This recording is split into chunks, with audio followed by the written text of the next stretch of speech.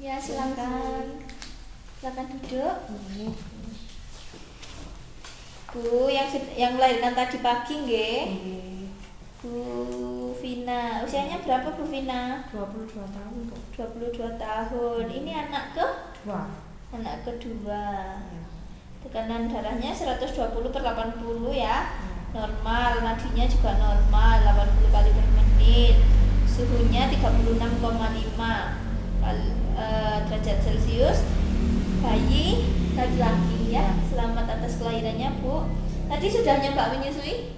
Sudah. Hasilnya lancar? Lancar.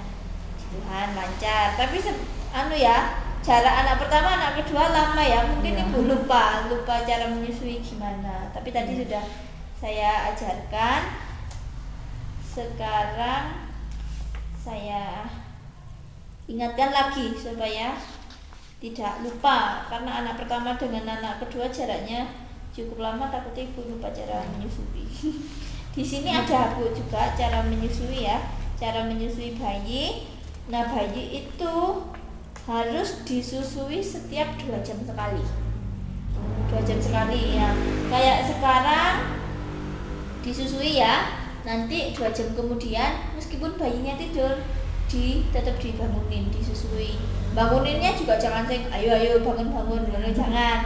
Mungkin dibuka bedongnya atau sarung tangannya dibuka atau apa yang mungkin bayinya akan bangun. Nah, itu untuk disusui lah. Teknik menyusuinya gimana?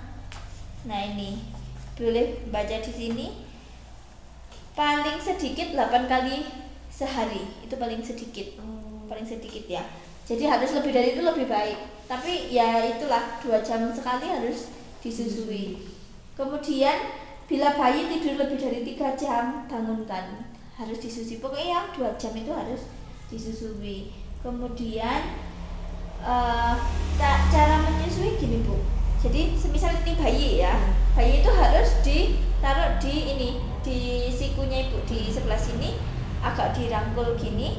Kemudian pegangnya kan biasanya ibu menyusui itu kan pakai ini ya, pakai jari telunjuk sama jari tengah ini untuk nyabet payudaranya. Itu teknik yang salah selama ini ya. Jadi harus tangannya membentuk huruf C gini. Huruf C gini, terus diginiin, ditekan gini. Lah, bayinya nyedotnya itu bukan hanya putingnya saja, tapi aerola namanya. Aerola itu hitam-hitam yang mengelilingi puting itu loh, Bu. Hitam-hitam yang mengelilingi puting itu harus sampai kesedot semua. Jadi sampai tidak terlihat areolanya. Kemudian bayinya juga nyedotnya merasa nyaman gitulah pokoknya. Kemudian sampai juga terasa asinya keluar. Nah, itu teknik yang benar. Tapi kalau bayinya cuman nyedotnya di ujung aja, itu bisa menyebabkan puting susu lecet. Nah, itu biasanya yang menyebabkan tidak nyaman pada ibu. Kata nyusui, kalau nggak disusuin itu bayinya kasihan, tapi kalau disusuin itu asinya lecet.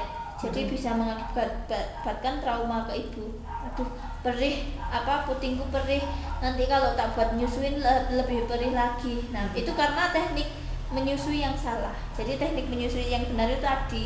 Jadi bayinya menghisapnya sampai aerolanya ikut kehisap. Aerola yang puting yang hitam pada puting itu.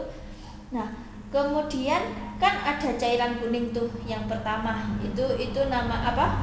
Itu nutrisinya banyak. Jadi jangan dibuang. Itu kan kadang-kadang banyak ibu orang tua nenek-neneknya mungkin itu jangan diminumkan. Itu tetap diminumkan. Itu justru kolostrum namanya ya. Kolostrum itu jangan dibuang. Itu namanya untuk nutrisi bayinya itu yang lebih penting pokoknya ya.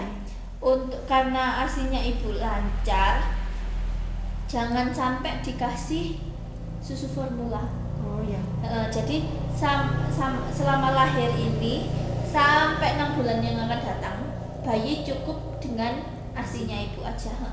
Itu namanya ASI eksklusif. ASI eksklusif itu penting bagi pertumbuhan bayi. Jangan, kalau puji Tuhan ibu dengan ASI yang lancar, kan ada kadang ASI yang nggak begitu lancar, ibunya putus asa, diminum formula.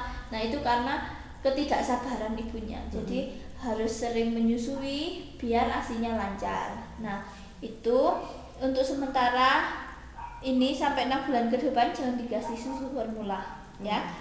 Kemudian bila bayi kenyang tapi payudara masih terasa penuh, bisa diperah. Ada itu sekarang kan sudah banyak itu pompa ASI, udah nggak manual lagi, juga ada yang mesin, bisa pakai itu. Kemudian ada kantongnya ASI juga kan, ada kantong ASI. Jadi diperah ASINya, disedot, dimasukkan ke plastik itu. Plastiknya ada klepnya gini loh Bu, ada yang berupa botol juga, itu dikasih tanggal, dimasukkan ke kulkas. Nanti kalau mau meminumkan, dikeluarkan dari kulkas, dibiarkan suhu ruang atau dimasukkan ke air yang hangat kuku, kemudian diminumkan ke adiknya. Diminumkan juga jangan pakai dot, pakai sendok aja, supaya bayinya itu enggak keenaan pakai dot, biar murni dari payudaranya ibu, biar putingnya ibu itu biar bayi nggak keenaan dot, terus dikasih ke putingnya ibu jadi nggak mau karena terlalu enak dengan dot itu. Jadi disendokin gini. Kalau semisal ibunya sibuk, ibunya sudah bekerja kayak gitu ya, jadi bisa pakai itu.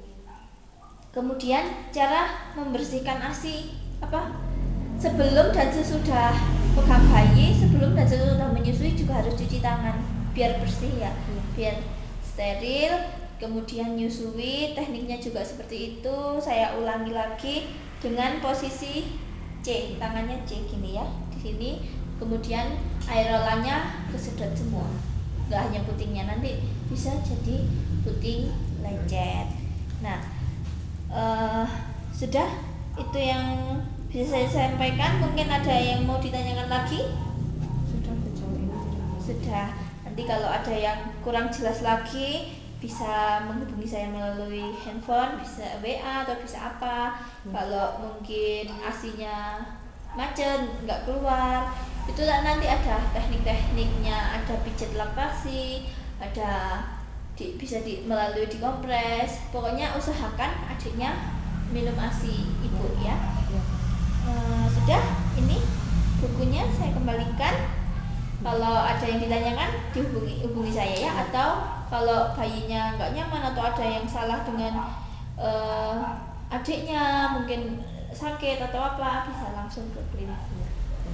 Terima kasih Bu ya. Ya, sama-sama.